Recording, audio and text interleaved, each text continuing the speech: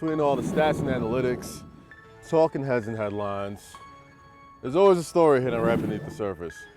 Something everybody knows, but nobody's talking about yet. That's where I come in.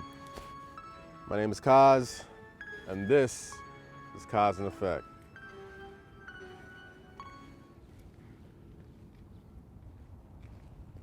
What? Well, you expected something more? You expected some zany sports hijinks or something? No, this is very serious. Very serious stuff we're doing here for Revolt TV. Logo. Do the thing. Do the thing right now with the title screen. Right now. Right there. There it is. All right. Cool. Now we can do the sports stuff. The WNBA. It's been in existence for over 2 decades now, and while it's seen its share of ups and downs, America's most prominent women's-only professional sports league has been met with some pretty specific and serious challenges, especially when it comes to equal pay. While most of the world was watching Game of Thrones and Arya Stark, the NBA sent out a pretty peculiar tweet.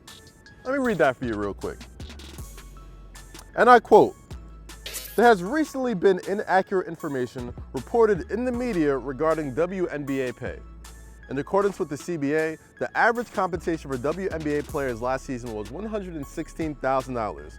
The top paid players' compensation was more than $187,000. Now, the language used there was very specific. Compensation and salary are 2 very different things.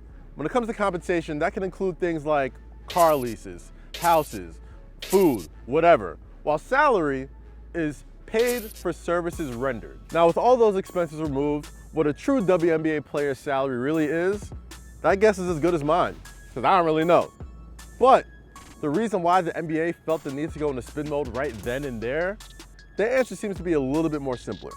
Now, reigning WNBA champion, Finals MVP, and League MVP Brianna Stewart recently suffered a season-ending injury while playing overseas due to the WNBA's incredibly long 8-month off-season. It's a reality that many WNBA players face because the salaries don't really match up with the compensation. The timing comes when the WNBPA is getting ready to renegotiate its collective bargaining agreement with the NBA. Now, that tweet could have been sent as a way to sway public opinion and keep NBA owners' costs minimal and keep paying WNBA players' salaries very low. Now, while it isn't the best look for the NBA to not properly compensate its WNBA players and to keep them from losing them for injury, retirement, and playing all year round, the fact is the market doesn't necessarily determine that they have to.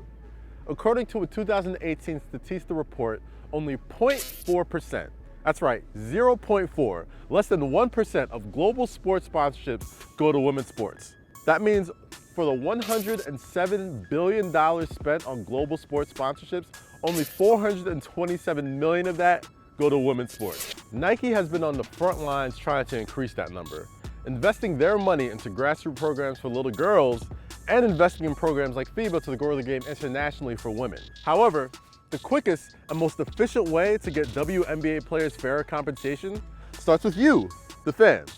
And for all intents and purposes, you, the fan, have done a pretty good job. Last year, the WNBA All-Star Game saw a 38% increase in viewership, and overall, the season saw a 50% increase in viewership in women alone. Negotiation tactics aside, the power is and will always be with the people. Now, if WNBA momentum continues, they may not ever scratch the surface of what NBA players make, but something a little bit more close to fair may be and should be on the way.